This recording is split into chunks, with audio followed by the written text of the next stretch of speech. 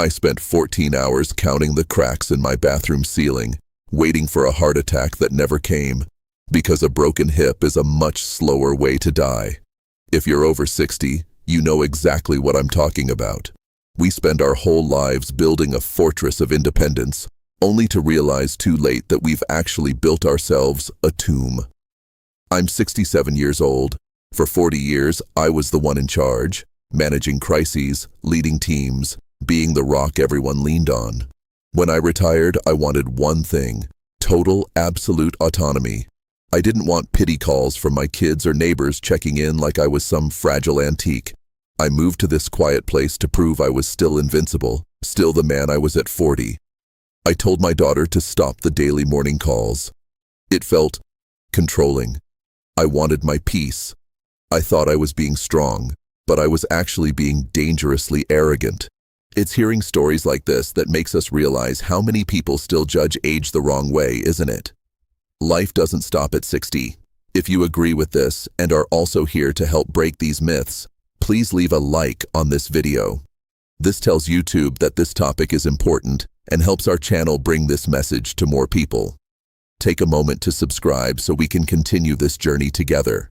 To satisfy my own ego, I created what I called my strict survival rule. Every morning by 9 a.m. I would place a specific red mug on my kitchen windowsill.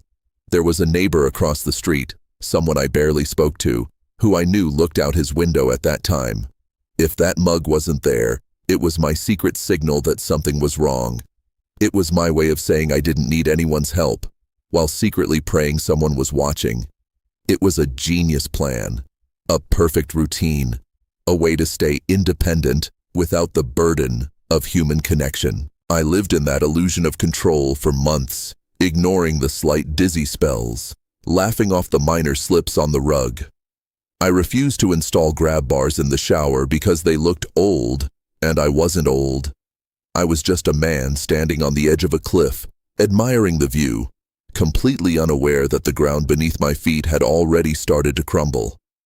I had no idea that the very rule I created to save my life was about to become the very thing that almost ended it. Every morning at 8 a.m. my smartphone would vibrate on the nightstand. It wasn't just a sound, it was a tether. It was my daughter Sarah, just checking in. To anyone else it sounds like love. To me, at 67, it sounded like a death toll for my dignity. I stood there, staring at the screen, feeling this poisonous heat rise in my chest. I spent 40 years being the man who provided the answers, not the one who had to prove he was still breathing. I started weighing the risks in my head like a crooked accountant. On one side, the suffocating safety of a phone call. On the other, the seductive, dangerous promise of total silence. I told myself I was being rational. I told myself that my red mug rule, that secret signal to a neighbor who didn't even know my last name, was more than enough. I paced the hallway, looking at the photos of the man I used to be, the man who climbed mountains and closed million-dollar deals. That man didn't need a babysitter. The hesitation was there, a cold knot in my stomach whispering that I was being a fool. But my ego shouted louder. I convinced myself that growing old gracefully meant being invisible, untouched, and entirely self-contained. I viewed Sarah's concern as a specialized form of pity, and I was too proud to be pitied. Then came the moment I can never take back. The phone rang. I picked it up, but I didn't say, "Hello." My voice was steady, cold, and final. I told her, "Sarah, stop the morning calls, all of them. It's too much. I need my space, and I need you to respect that I am still the master of this house." I heard the catch in her breath, the hurt she tried to hide, but I didn't care. I felt a surge of adrenaline, the thrill of a pilot cutting his own parachute cords just to see if he can fly. When I hung up, the silence that followed didn't feel empty. It felt like a victory. I walked into the kitchen, picked up that red mug, and placed it on the windowsill with a smirk. I had just traded my only real lifeline for a piece of ceramic and the hope that a stranger was looking out his window. I had crossed the threshold. I had locked the door from the inside, and in my blind arrogance, I didn't realize I had just handed the keys to my own executioner. I was officially completely alone. And for the first few hours, I thought it was the best decision I'd ever made. For the next 3 months, I lived in a state of pure, intoxicating arrogance. I called it freedom. Every morning at 8 a.m., my nightstand was silent. No vibration, no tether, no Sarah asking if I'd taken my blood pressure medication. I would lie there in the stillness, savoring the victory. I was 67 years old, and I had finally reclaimed my life from the pity of my own children. I felt like a king in a silent castle. My routine was a masterpiece of self-deception. I'd grind my coffee beans, never the instant stuff, because a man in control has standards. And exactly at 9 a.m., I'd perform my ritual. I'd slide that red mug onto the kitchen windowsill. I'd look across the street at my neighbor's house, see his curtains twitch, and smile. There, I'd think. The system works. I'm monitored, but I'm not managed. I was proving everyone wrong. I was the exception to the rule of aging. I started taking little risks, small tests of my invincibility. I'd stand on a rolling desk chair to reach a high shelf instead of walking to the garage for the ladder. I'd walk through the house in total darkness at 2 a.m. because I knew every inch of this floor. I was dancing on a wire, convinced I had the balance of a 20-year-old. But looking back now, the cracks were everywhere. I was just choosing to see them as decorations.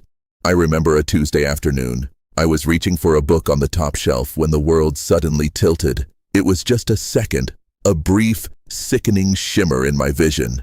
My hand white-knuckled the edge of the mahogany shelf, my heart hammering against my ribs like a trapped bird. I stood there for 5 minutes, waiting for the room to stop spinning.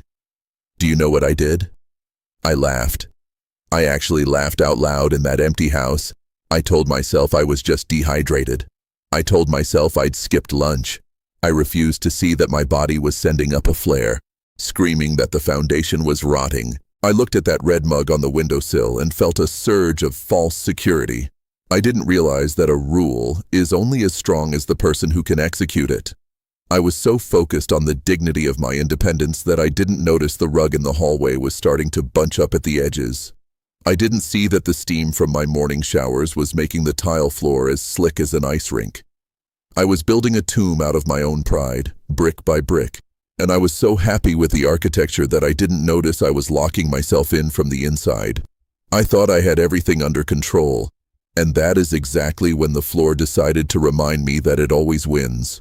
The first crack in the glass didn't come from a fall. It came from the realization that my safety net was a ghost.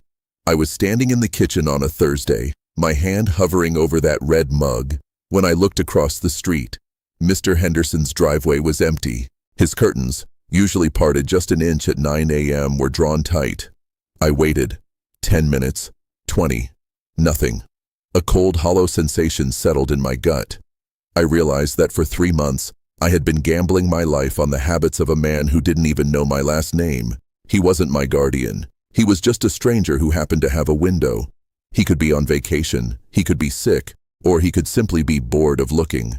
My genius survival rule was nothing more than a child's game of pretend. I was screaming for help in a vacuum, and I was calling it independence. That's when the house started to change. The rooms I used to find peaceful began to feel predatory. The silence wasn't a luxury anymore. It was a weight pressing against my eardrums. I started noticing how far the kitchen was from the bedroom, how many sharp corners waited for me in the hallway, and how heavy the front door felt when I locked it at night. I wasn't the master of this house. I was its prisoner, and I was the one who had turned the key. My body, sensing my fear, decided to double down. The dizzy spells weren't just brief shimmers anymore. They were dark waves that pulled the floor toward my face. My ego was still screaming at me to stay silent, to keep the win against Sarah, but my hands were starting to shake when I reached for the phone I refused to use. Living alone is a freedom we all crave, but have you ever felt your own home turn against you? Have you ever looked at a staircase and realized it's just a ladder to a place you might never come down from? Comment below if you have a rule or a ritual you follow to stay safe, because I need to know if I'm the only one who turned my pride into a cage. I knew then that the game was changing. The stakes weren't about my dignity anymore, they were about my pulse. But even as the walls closed in, even as the red mug felt like a lead weight in my hand, I couldn't bring myself to dial Sarah's number. I was terrified of being a burden, so I chose to stay a target.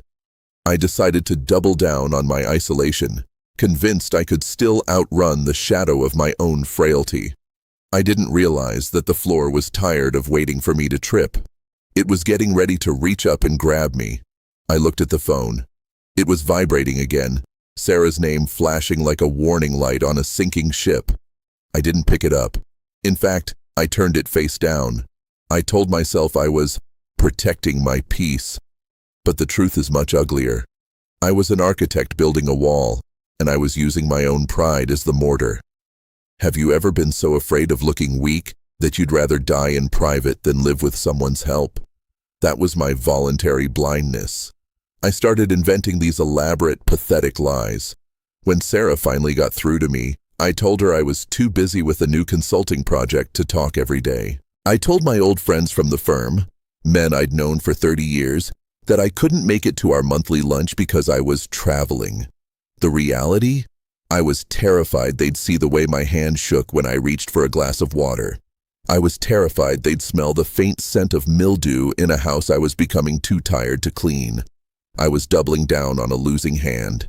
Every time a neighbor waved, I'd force a stiff, artificial smile, pretending everything was perfect while my world was rotting from the inside out. I stopped going to the grocery store during the day because I didn't want anyone to see me leaning on the shopping cart for balance. I became a ghost in my own neighborhood, a man who only came out at night to move a red mug and pray that a stranger was still watching. I convinced myself that this was dignity. I told myself that real men don't complain about the dizzy spells that were now coming every hour. I ignored the fact that my bank account was draining because I was paying for premium delivery services just so I wouldn't have to walk to the car. I was bankrupting my future just to maintain the illusion of my past. The silence in the house was no longer peaceful. It was deafening. It was the sound of bridges burning. I had pushed everyone away. The children who loved me, the friends who respected me, the world that wanted to keep me anchored. I had won my total independence. And as I sat there in the dark, clutching that red mug like a holy relic, I realized the terrifying cost of my victory. I was officially, completely, and utterly alone. I had no one left to call, even if I wanted to. I had built my fortress, and I had done such a good job that no one, not even the people who shared my DNA, knew I was screaming for help behind the heavy oak door. I was a king on a throne of dust, waiting for the floor to make its final move. And the worst part, I still thought I was in control. I still thought I had time to change my mind. I was blind to the fact that the clock had already run out. It didn't happen with a roar or a dramatic crash. It happened with a wet, heavy thud that sounded sickeningly like a piece of raw meat hitting a counter. 1 second, I was stepping out of the shower, feeling like the king of my silent castle. The next, the world rotated 90 degrees. My feet went north, my head went south, and the floor, that beautiful, expensive Italian tile I chose because it looked sophisticated, rushed up to meet me like a brick wall. I heard the snap before I felt the pain, a dry wooden crack deep inside my hip. Then came the lightning, white-hot, blinding agony that turned my vision into a strobe light. I tried to gasp, but the air wouldn't come. I just lay there, my face pressed against the cold, damp porcelain, smelling the faint scent of my own expensive soap. I looked at the digital clock on the bathroom counter. 8:52 a.m. In 8 minutes, my strict survival rule was supposed to happen. In 8 minutes, that red mug was supposed to be on the windowsill for the neighbor to see. But the mug was sitting on the kitchen island, 3 rooms away. I tried to roll over, to crawl, to do anything, and the pain screamed back at me, pinning me to the ground like a specimen on a board. That was the moment the floor became my mirror. I saw myself clearly for the first time in years, a stubborn, arrogant old man who had traded the love of his daughter for the dignity of a silent house. I had spent months building a fortress of independence, only to realize I had actually built a tomb. 9 a.m. came. I stared at the ceiling, imagining Mr. Henderson looking across the street. Would he notice the missing mug? Would he care? Or would he just think, maybe the old man is sleeping in today, and go back to his coffee? I was gambling my life on a stranger's curiosity because I was too proud to be a daughter's burden. The humiliation was worse than the broken bone. I realized that if I died here, on this cold tile, it would be days, maybe weeks, before anyone found me. My total autonomy meant that my body would rot in a house I refused to share. I wasn't a master. I was a victim of my own ego. I had won the war for my independence, and my prize was a slow, lonely death in a room with no one to hear me scream. I looked at the cracks in the ceiling and finally admitted the truth. I didn't want to be independent. I wanted to be seen. But I had closed every door and burned every bridge. And now, as the cold started to seep into my skin, I realized I was the only person left to blame for the silence. 14 hours. That's how long it takes for the dignity of independence to rot away and reveal the skeleton of a suicide mission. I finally stopped counting the cracks in the ceiling. The thirst was no longer a sting. It was a thick, dry madness in my throat. I looked at my reflection in the base of the toilet, a gray, broken thing smeared with cold sweat.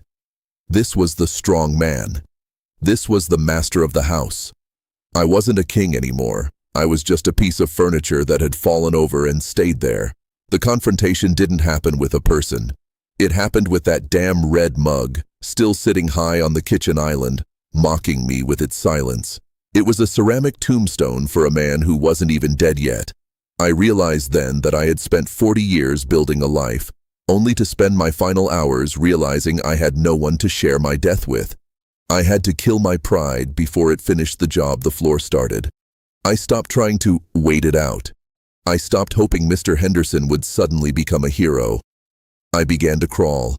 Have you ever tried to move a body that feels like it's being held together by jagged glass and lightning? Inch by agonizing inch, I dragged myself across that sophisticated tile.